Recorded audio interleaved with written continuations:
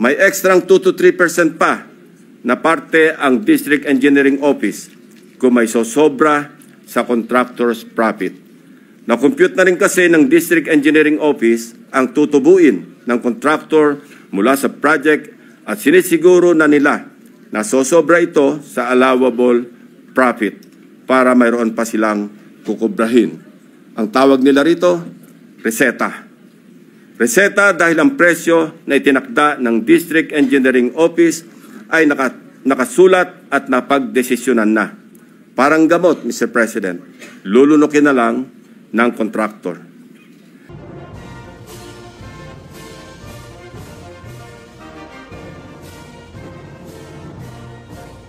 Thank you, Mr. President.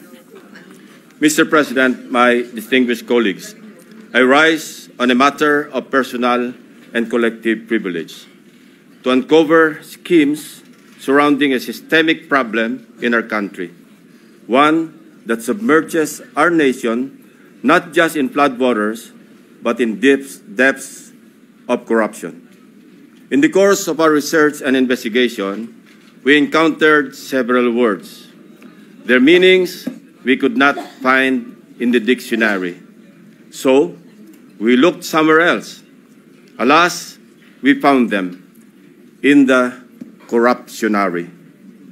We have a saying, a leaky roof today is a ruined home tomorrow. Thankfully, President Bongbong Marcos himself has taken decisive steps to plug the leaky roof as a determined follow-through on his striking rebuke and appeal to conscience with his resounding admonition, mahiya naman kayo. Wasting no time after his stern warning during the last SONA against those who misuse public funds, Malacanang established and launched the Sumbong sa Pangulo website last week. I commend and sincerely thank the President for this open source website. Not only does it open the public a direct line to the President to report anomalous flood control projects in their midst, but in my case, including that of my staff, the website makes our investigative work a lot easier. For one, the coordinates that the website provides showed us a faster way to find shady, even ghost projects. Last week, the President took aim. Today, I am pulling the trigger. Para sa ating mga kababayan, nakatutok ang aking presentasyon sa araw na ito sa mga flood control projects pa lamang.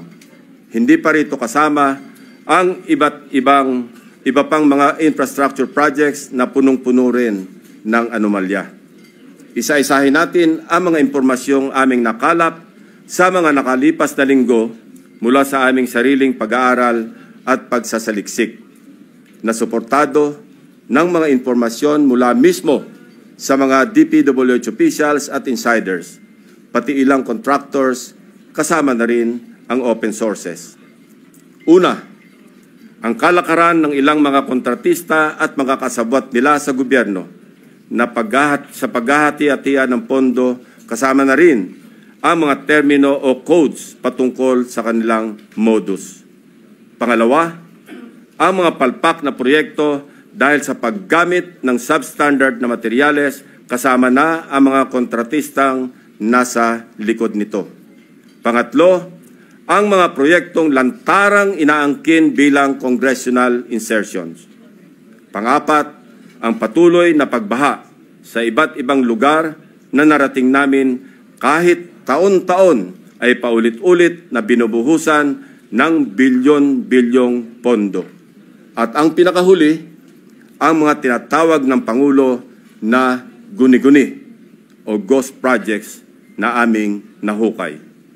For over 15 years, from 2011 to 2025, we appropriated more than 1.9 trillion pesos for flood control management program under the budget of the Department of Public Works and Highways alone. Sa loob lamang ng 3 taon, mula 2023 hanggang 2025, higit 1 trillion pesos ang ating inilaan sa ilalim ng 3 naipasang budget measures para sa flood control.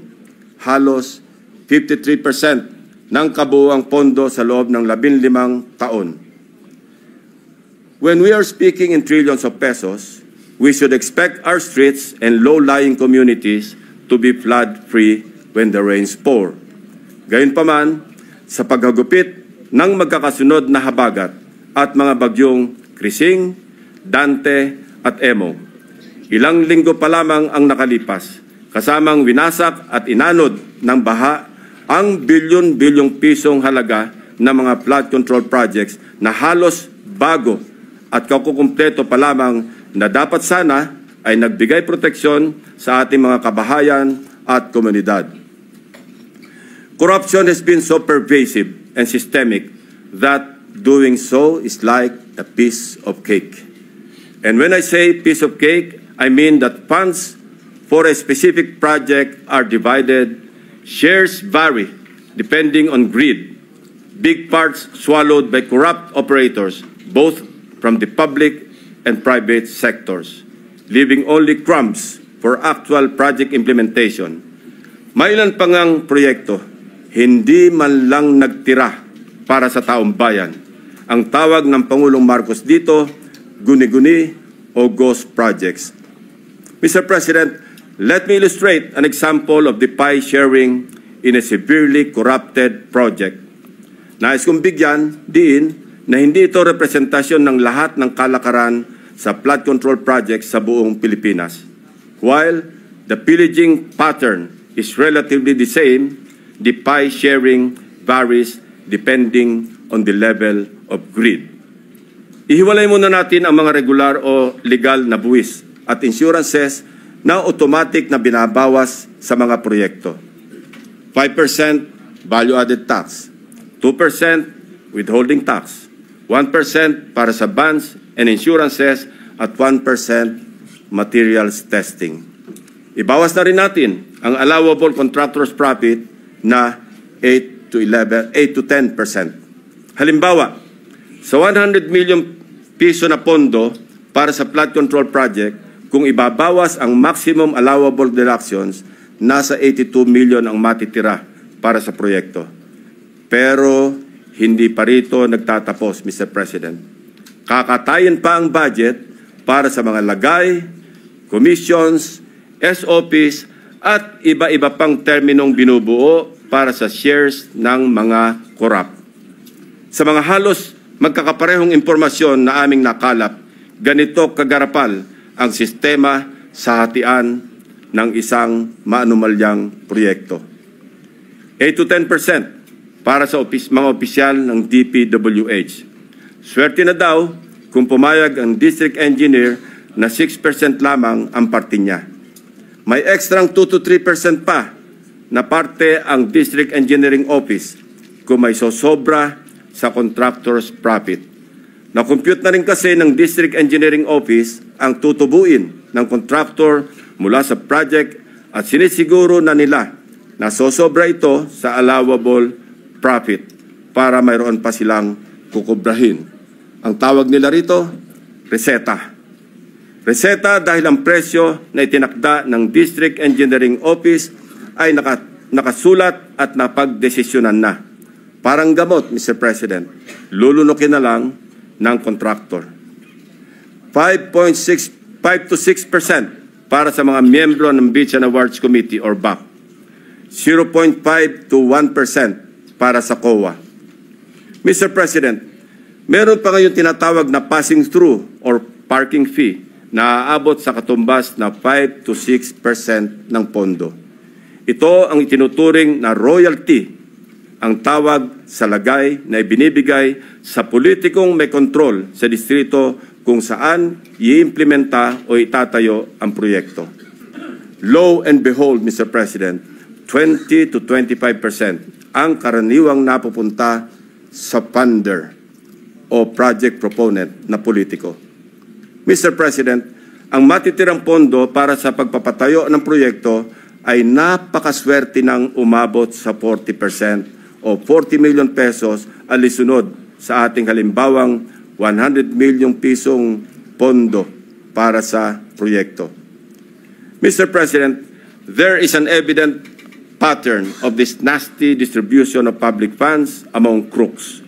Ito ay base sa mga case studies na aming pinuntahan at masusing inimbestigahan sa iba't ibang dako ng bansa, partikular sa issue ng flood control. Hindi na namin isinama sa aking presentasyon ang mga naikutan at ibinunyag na ng Pangulo. Ang malinaw na malinaw.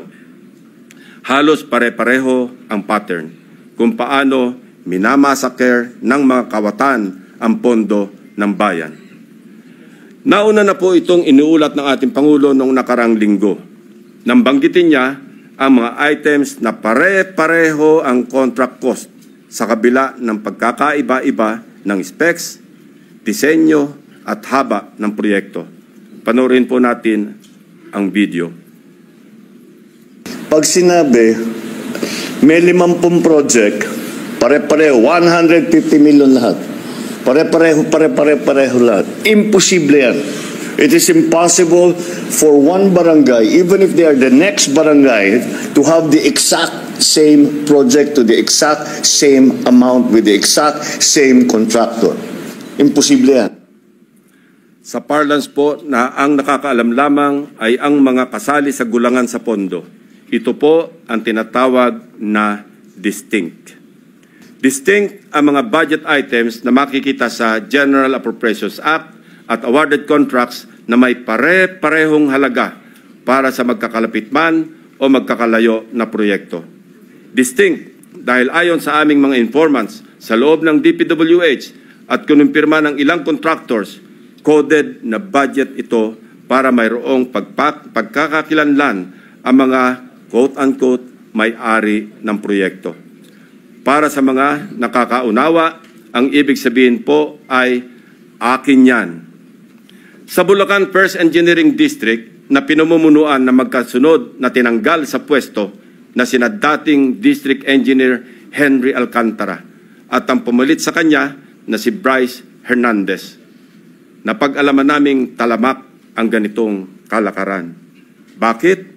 Sapagat ayon sa mga contractors at DPWH officials na nakipag-usap mismo sa akin at aking staff, ang dalawang ito ay halos pareho lang ang pagmamahal sa pera. Napabalita pa nga kamakailan na ang isa sa kanila ay nakakapagpatalo ng 100 milyon sa isang kasino dito sa Metro Manila. Mr. President, sa District Engineering Office na ito, sa ilalim ng pamumuno ng dalawang nabanggit na opisyal, para sa taong 2024, 28 proyekto ang pare-pareho ang pondo kahit magkakaiba ang specs, disenyo at haba. Distinct. Babalikan po natin, Mr. President, mamaya ang lalawigan ng Bulacan na aming maituturing na pinaka-notorious pagdating sa anomalya ng flood control projects base sa aming mga findings. Unahin muna natin ang kaso ng questionabling flood control project sa lalawigan ng Pampanga. 4 years now, the riverbank mitigation project in Candating, Arayat, has been the face of a failed flood control project. Tuwing umuulan, panay ang aray ng mga taga-Arayat sa pag-apaw ng ilog na hindi mapigilan ng flood control. Mr. President, binisita ng aking mga staff ang Arayat nitong nakaraang 2 linggo lamang na tinamaan din ng hagupit ni Emong at nagdulot na naman ng pagguho ng ilang bahagi nito.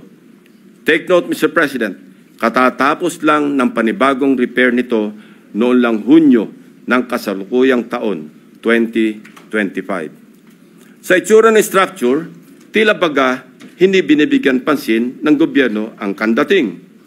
Pero kung babalikan natin 1 taon pa lamang ang nakakaraan o noong Agosto 2024, may gumuho ng flood control matapos mahagupit ng monsoon.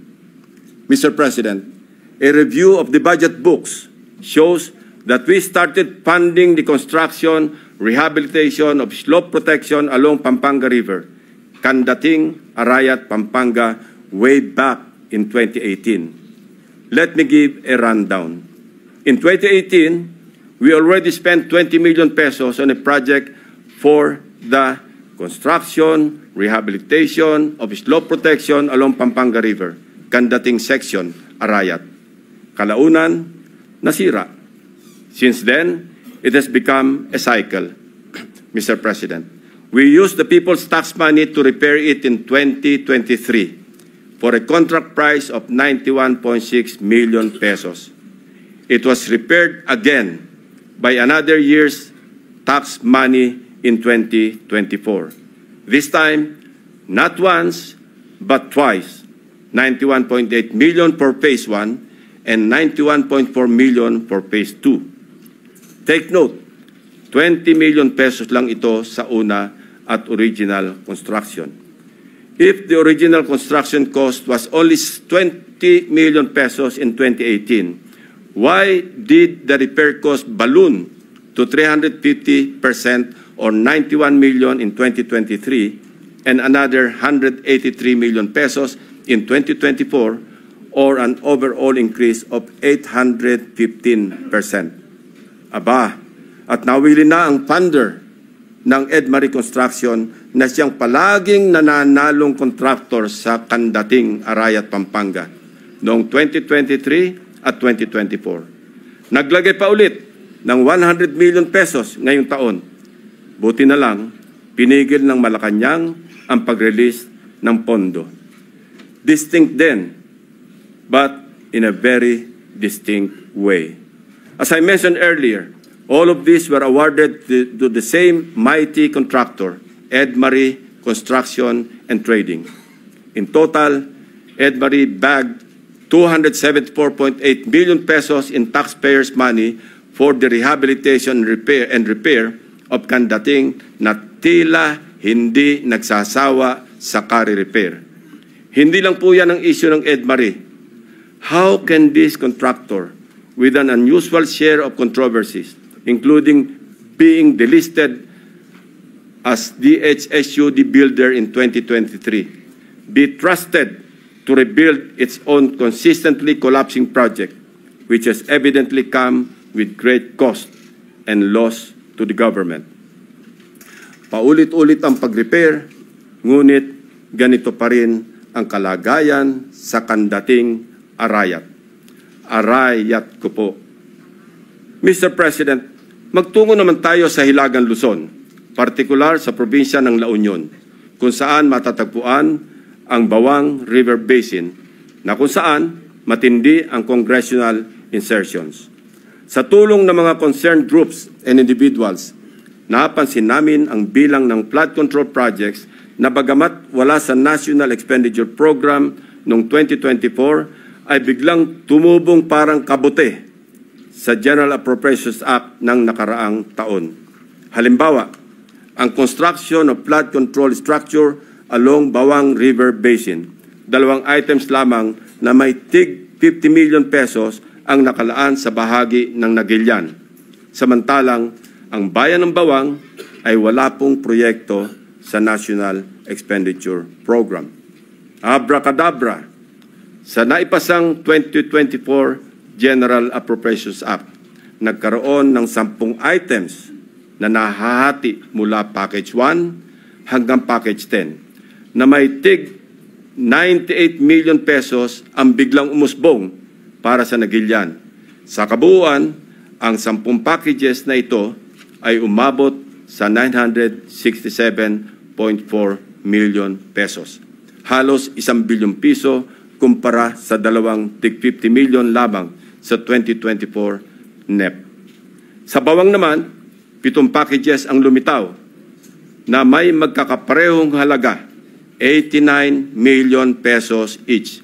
Sa kabuuan, ito ay nagkakahalaga ng 623 million pesos mula zero budget sa NEP ng 2024. Sa aming masinsing pagkalkal ay natuklasan naming iisang kontraktor ang naawardan ng lahat ng packages na ito, ang Silver Wolves Construction Corporation. Distinct pa rin, distinguished colleagues. Ito ang nabanggit kong pork barrel insertions kanina, Mr. President. Meron pang mas matinding congressional insertions. Ipapakita ko sa inyo. Baco at Nauhan, Oriental Mindoro. Aguila congressional insertions. Mr. President, when flood control projects fail to stand against the tides, we are compelled to question the feasibility of the project and the technical capacity of the contractor. But what if an elected congressman or a political group claims ownership of the project? Is it not both proper and necessary to scrutinize their motivations and examine the extent of their involvement, and perhaps to hold them responsible? This explains the logic why I am insisting to make transparent the identities of the proponents of the insertions, from the House GAB, Senate version, and all the way to the BICAM. If they claim something as theirs, should they not also be accountable for its failures? Mr. President, I raise the question because of the evident congressional banners we observe alongside many projects in Nauhan and Baco, both in Oriental Mindoro. Bilang halimbawa, in Barangay Burbuli, Baco, Oriental Mindoro, one banner reads, Congressional Project, Construction of Flood Control Structure along Barangay Burbuli, Alag River, Baco, Oriental Mindoro, Aguila, Aksyon, Gobyerno at Inisyatibo sa Larangang Lehislatura. This project, awarded to Silver Wolves Construction Corporation again, is worth 95 million pesos.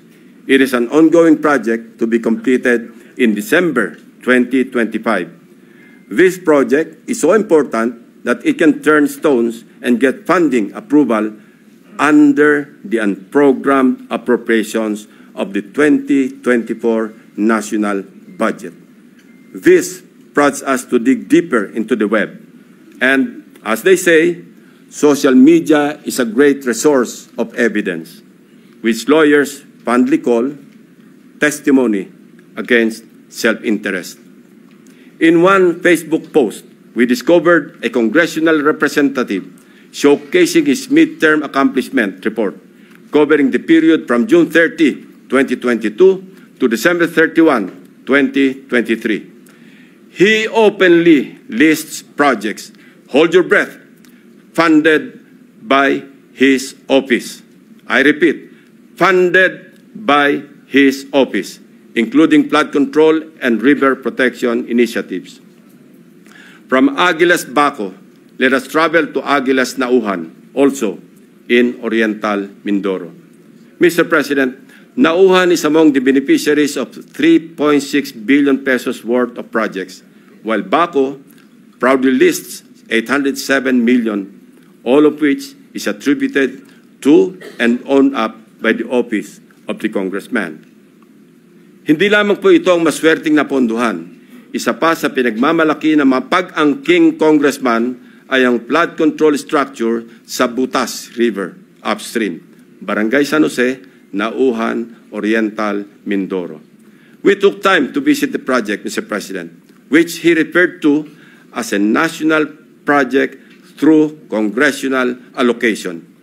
The project was awarded to Raymond Builders for 231 million pesos. At hinugot pa rin ito sa unprogrammed funds. Dalawang projects na po ito ng Aguila na natuklasan naming mula sa unprogrammed funds, isa sa Barangay Burbuli at isa sa Barangay San Jose. Sa tagal ko na rin pong nagbubusisi ng pambasang budget, ang pagkakaalam ko po, masalimuot ang proseso ng paggamit ng unprogrammed appropriations under the Special Purpose Fund para mag-augment sa ilang items under the regular budget. Hindi po madaling ma-access ito. Dapat A, may excess revenue collections, or B, new revenue collections, or C, those arising from new tax or non-tax sources, or D, approved loans para sa foreign assisted projects. Mahaba din ang requirements dito, Mr. President. So, ano kaya ang taglay na agimat ni Congressman? What gives, Mr. President? Kung saan may multimillion projects, dumadapo ang agila. Pero lubog pa rin sa baha ang nadadapuan ng agila. Isa lamang po ito sa napakaraming banners at social media posts ng congressional insertions ng mga politiko na naglipana sa iba't ibang bahagi ng bansa. Mr. President, ituloy na po natin ang diskusyon tungkol sa aming mga obserbasyon sa lalawigan ng Oriental Mindoro. Without taking anything away from the good but suffering people of this province on the legitimacy of their needs due to its high flood susceptibility, I want to speak of the billions of appropriations for flood control projects poured into this province in Luzon's eastern flank. Mr. President, when someone gets the largest share of the pie, we naturally ask why, especially if such a price comes from the taxpayer's tab. In Oriental Mindoro, for example, we wonder why among its 14 municipalities, one town tops the bill.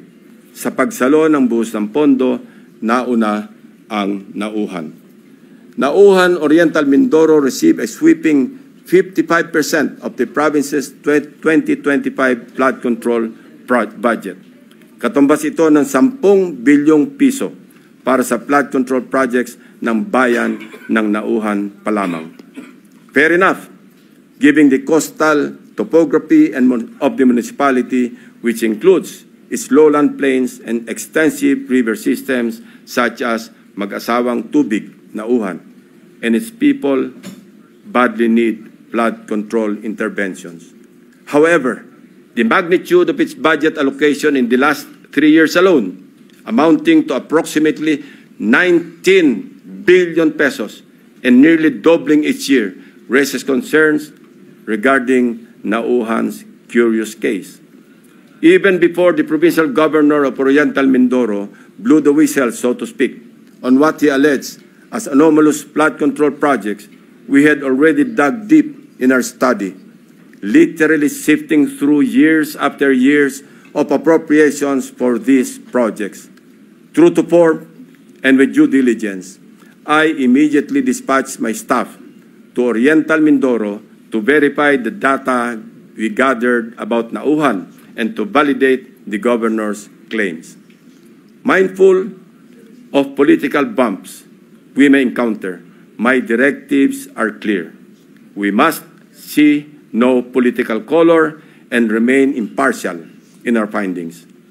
My staff traversed Oriental Mindoro across 10 barangays to randomly check flood control projects based on the list of awarded contracts from 2023 to 2025 that we obtained from the DPWH website. The field validation came in the aftermath of the widespread flooding in the province of Oriental Mindoro during the Habagat.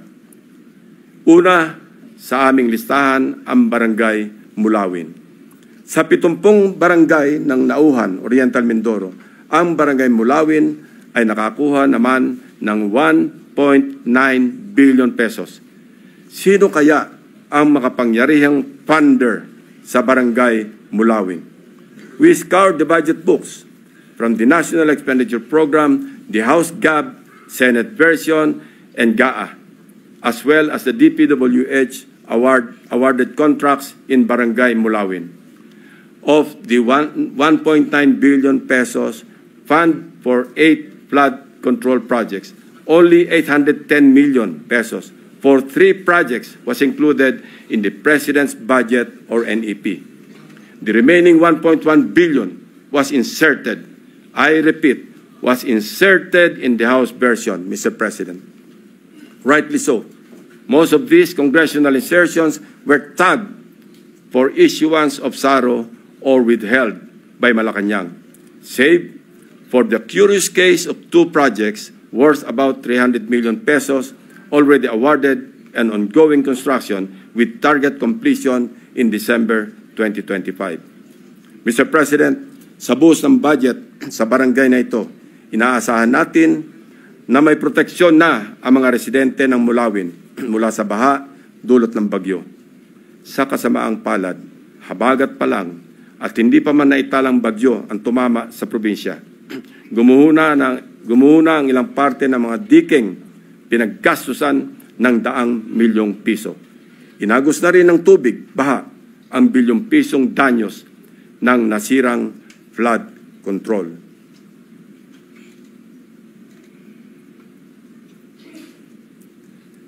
Ito mismo ang parehong barangay na gustong inspeksyonin sana ni Governor Dolor noong nakaraang Sabado lamang, kung saan napabalita ang pagharang sa kanya ng security personnel sapagkat ayon daw sa kontraktor ng proyekto, kinakailangan ng written approval mula sa DPWH bago makapasok ang sinuman sa construction area. Mabuti na lamang, napuntahan na rin po ng aking team ang di umano'y restricted area na ito noong unang linggo pa lamang ng Agosto. Actually pinagbawalan din ang aking staff na lumapit sa proyekto. Pero sapat na ang kuha ng aming drone upang makita ang mga depekto ng construction dito. Nahalatang gusto ng naturang kontraktor na isikreto dahil sa ginagawang paghahabol upang kumpunuhin at remedyohan ang palpak na proyekto at mapagtakpan ang kanilang kapalpakan. We are willing to submit our drone shots and other pieces of evidence to assist in the investigation and prosecution of those involved in these anomalous projects. Mula sa aming sariling footage, kitang-kita ang mga bahagi ng road dike na ginawa noong 2024 na gumuho. Ang nakikita niyong flood control project ay nagkakahalaga ng 204.8 million pesos na base sa official record ng DPWH ay completed project na nito lamang Pebrero 2025. Halos 3 buwan pa lamang ang lumipas, Mr. President. Gayunpaman, kabago-bagong proyekto, gumuho na agad ang dike dahil sa nakaraang bagyong Krising, Dante at Emong. Kasama ang lagpas 200 milyong pondo na inalaan dito. Sa kahabaan pa rin ng Bukayaw River, natagpuan naman namin ang isa sa mga congressional insertion na nagkakahalaga ng 137 million at inaasahang matatapos ngayong Disyembre. Kasabay ng hagupit ng habagat, inanod na rin ang malaking bahagi ng binubuong dike. We heard grim stories about why these structures fall easily. From the improper embankment mix of gravel, sand, and stones, sheet piles cut in half, and lower-grade reinforcement steel bars. Tinipid, sinadyang minali, at shortcut ang pagkagawa. Sad reality, Mr. President, is mayroon na rin silang standard para sa substandard. We go to another top-billing barangay, Barangay Tagumpay. Barangay Tagumpay, still in Nauhan, is another case of flood control. Sa taong 2023 at 2024, halos abot kamay na ng mga taga-Barangay Tagumpay ang tagumpay na layunin nitong maging ligtas sa mga pagbaha dahil sa halos 2.55 billion piso na pondong nilaan dito. Binubuo ito ng 10 proyekto sa paggawa ng road dike sa mag-asawang Tubig at Bukayaw River.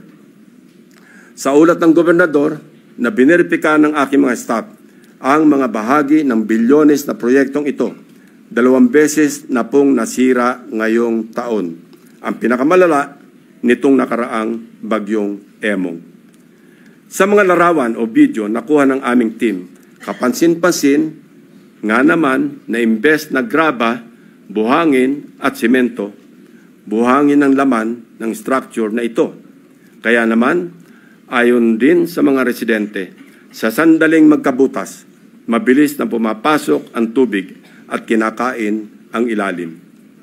Sa aming pag-iimbestiga, hindi rin daw di umano nasusunod ang dapat na lalim ng pagbabaon ng mga sheet piles na magiging suporta ng buong road dike. Isa pa sa nakita namin, ang Barangay Inarawan na dumanas rin ng pagguho ng bahagi ng River Dike. Sa aming pagsisiyasat, isa ang barangay na ito sa pinakamaraming buhos ng proyekto noong 2023 at 2024. Tumabo po ito ng 1.764 bilyong piso para sa construction ng road dike sa kahabaan na mag-asawang tubig.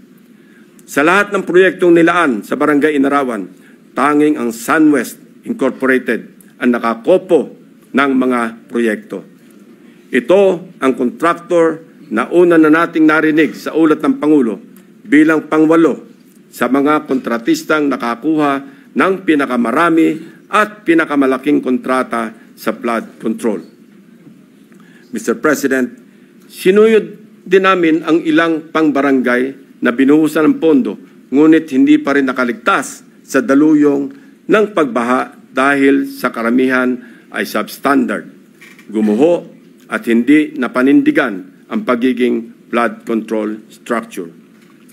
Ilan sa mga ito ang mga sumusunod na ipapakita natin. Sa Barangay Pinagsabangan 2, higit 228 milyong piso ang pondong nilaan, pero ang reklamo ng mga residente, putol-putol ang pagkagawa ng river control. Malaking bahagi rin ito ang gumuho ng nagdaang habagat. Sa Barangay Melgar, nirereklamo ng mga residente ang mababaw na pagkakabaon ng mga bakal sa ginagawang dike. Sa taong ito, 3 coastal road shore protection ang itinatayo na ang suma total ay papalo sa halos 693 milyong piso. Sa Barangay Arangin, mayroon ding ongoing projects na nagkakahalaga ng 109 million. Ngunit hindi pa man tapos, ay nasira na ulit dahil sa habagat. Mr. President, for 3 years, 19 billion na pondo ang ibinuhos para sa flood control sa Nauhan. Umaapaw ang pondo pero lubog pa rin sa baha ang mga Nauhenyo. Ano nangyari, Mr. President? Kaninong mga bulsa inanod ang buwis ng taong bayan? Kung sa Oriental Mindoro gumuguho ang mga proyekto, mamaya po, Mr. President, ipapakita namin ang mga lugar naman na walang makikitang gumuguho. Hindi dahil sa matitibay ang paggagawa, kundi dahil hindi talaga maaaring gumuho ang guni-guni o ghost projects. Mr. President, sa Kalapit Barangay, sa Barangay Apitong, isa sa mga proyektong matyagang hinanap ng aking team ay ang construction of road dike along Mag-asawang Tubig River, Sitio Dike, Barangay Apitong, Section, Nauhan, Oriental, Mindoro, na na-award sa Elite General Contractor and Development Corporation. Ang halaga ng kontrata, 192.99 million pesos. Ayon sa dokumentong ito, mula sa DPWH website, completed na po ito. Ngunit, nang puntahan ng aking team, wala po silang nakitang proyekto sa Sitio Dike. Ayon din po sa pahayag ng mga residente, wala pong flood control na ginawa noong nakaraang taon sa kanilang sitio. Ang alam lang nila, mayroong gagawin pa lamang ngayong 2025. Nasaan ang halos 193 million na pondo sa Sitio Dike noong 2024? Eksakto ang lokasyon na aming pinuntahan sapagkat consistent ito sa coordinates na nakalathala sa DPWH at sa sumbong sa Pangulo website. Guni-guni o guni-guni? Mr. President, distinguished colleagues, tuloy-tuloy na po tayo sa usapang guni-guni sa mga proyekto sa lalawigan ng Bulacan. Nasabi ko nga kanina ay ang pinaka-notorious sa aming mga case studies na sa ulat na rin ng mga taga-DPWH officials at insiders at ilang contractors ay minumulto ng humigit kumulang 30 guni-guning proyekto. Una sa aming pinuntahan, ang siyudad ng Malolos, kung saan kitang-kita ang labis na pagbaha sa kabila ng una ng napaulat na buhos ng pondo sa probinsya. Isa sa aming binisitang proyekto ng aking team sa Barangay Calero ay ang construction of riverbank protection na may kontratang nagkakahalaga ng 77 million pesos. Ang kontraktor nito, base sa record, ay Wawaw Builders at tag as completed as of October 2024. Gamit ang coordinates sa sumbong sa Pangulo website, madali naming natunton ang lokasyon ng proyekto. Inabutan po namin ang flood control structure na ayon sa mga residente ay sinimulang gawin ngayong taon, 2025 lamang. Ibig sabihin po, ang pondo nito ay nasa taong 2025, hindi 2024. Sigurado kami sapagkat iba ang contract ID nito base sa DPWH billboard na inyong nakikita sa screen. Kinumpirma din po ng mga residente na walang flood control project na ginawa sa lugar noong 2024. Ang malaking tanong, ano ang riverbank protection structure na pinondohan at sinasabing completed dito? Ito po bang nakikita nating puting pader sa screen? Pader nga po yan, Mr. President. Perimeter fence ng subdivision. Mr. President, sari-saring gimmick, makapandaya lang ng milyones sa kaban ng bayan. Magtungo tayo sa susunod na barangay, Mr. President. Lula ng bangka, binagtas ng aking mga staff ang barangay Babatnin upang hanapin ang riverbank protective structure na pinondohan noong 2024. Ito ay nagkakahalaga ng 77 million pesos ulit na nakuha naman ng Darcy and Ana Builders. Mayroong flood control project na kumpirmado rin sa mga online videos na nahanap namin. Ang siste, hindi po ito ginawa noong 2024. 2018 pa po, Mr. President. Pinondohan din ito noong 2021, 2023, at 2024. Ayon sa mga residente, ang huling pagsasaayos dito ay nangyari noong 2023 na substandard din ang pagkakagawa. So, kanino napunta ang inilagak na pondo sa ilalim ng 2024 National Budget para sa proyekto na ito? Paulit-ulit ang pagpopondo kahit gawa na. Bagong style ito, Mr. President. Ilan pa kayang flood control projects ang ganito? Ang contractor nito na Darcy and Ana Builders. Nagmimistulang multo rin. Bakit kanyo? Base sa mga dokumento ng kumpanyang ito. Ito ay isang negosyo na rehistrado sa ilalim ng sole proprietorship at may address sa Cardona, Rizal. Sa pamamagitan ng simpleng pag-search sa Google Map, ay madaling makita ang gusali kung nasaan ang nasabing negosyo. Subalit, nang puntahan ng aking team ang address, ang kanilang inabutan ay gym at e-payment store sa halip na construction company. Wala na rin ang signage ng Darcy and Ana Builders sa dating nakakabit sa building. Maya-maya, ipapakita pa namin ang mga natuklasan naming proyekto na gawa o dapat ginawa ng nawawalang Darcy and Ana Builders. Sinunod din po natin ang ilang barangay sa Hagonoy, Bulacan, na hanggang ngayon ay lubog pa rin sa tubig baha, Mr. President. Gamit ulit ang sumbong sa Pangulo website, hinugot namin ang exact grade coordinates ng proyektong aming nakita para tiyakin na sakto ang lokasyon kung saan tayo napadpad. Mr. President, the first subject project was in Barangay Carillo, Hagonoy, Bulacan, supposedly completed on April 19, 2024. It was awarded to Darcy and Ana Builders and Trading for a sweeping price tag of 77.199 million pesos na naman. Mr. President, gusto po ba ninyo makita ang itsura ng isang 77.199 million pesos worth na riverbank protection structure? Tingnan po natin. Nasaan na nga ba? Ewan ko, Mr. President, dahil wala tayong makita.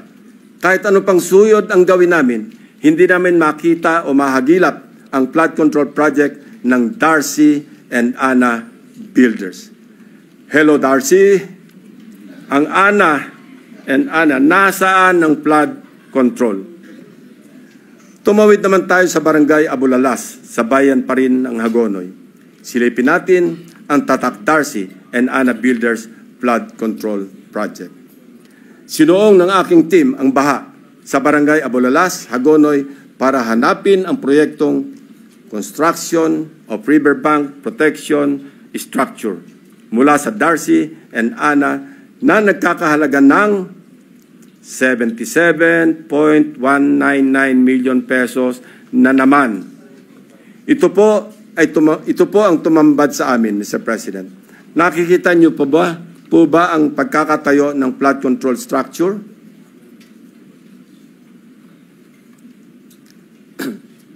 Hindi niyo po talaga makikita, my dear colleagues.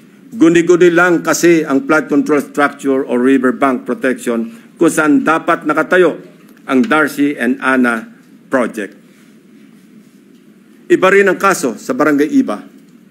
Tinungo namin ang proyekto Riverbank Protection Structure sa Barangay Iba ng Wawaw Builders na natapos na dapat noong Oktubre 2024. Ang presyo ng proyekto, 77.199 million pesos na naman. Pagdating ng aming team sa exact coordinates, mayroong kasalukuyang tinatayong istruktura. Ang bonus, may kasama pang pumping station. Pero ang ginagawang proyekto, hindi ang Wawaw project. Sa mismong lokasyon, kung saan dapat nakatayo ang Wawaw Riverbank Protection, ang nakabalandrang contract ID ay ang ongoing project ng isang Third Star Builders Contractors para sa flood mitigation structure with pumping station and floodgate na ang presyo ay papalo sa 92.54 million pesos. Mr. President, nawawala ang Wawaw project at mukhang gusto pang pagtakpan ang ghost project na ito, kaya nagmamadaling magtayo ng bagong struktura sa eksaktong project location kung saan dapat matagal nang may flood control. Wawaw ang binisita, First Star ang dinatnan. Wawaw ang hinanap, First Star ang natagpuan. Mukhang ang modus na ito tatapalan ang ghost project ng ibang proyekto at ang masama na walang parang bula ang milyong-milyong gastos mula na naman sa taong bayan. Sa Barangay San Nicolas naman, iba ang forma at hulma ng ghost project. Binisita namin ang proyekto ng Wawaw Builders na ang halaga ay 77.199 million pesos na naman. Ang nasabing proyekto, sinimulan daw noong Pebrero at natapos noong Disyembre 2023. Pero sa aming pagsisiyasat, 2017 pa lamang ay mayroon ng flood control sa lokasyong tinuro kung nasaan ang Wawaw project. Makikita rin sa historical imagery ng lugar na walang nabago simula pa noong 2017. So, anong tinayo ng Wawaw Builders noong 2023? Di wala. May guni-guni na naman sa Barangay San Nicolas. Wow na wow ang Wawaw.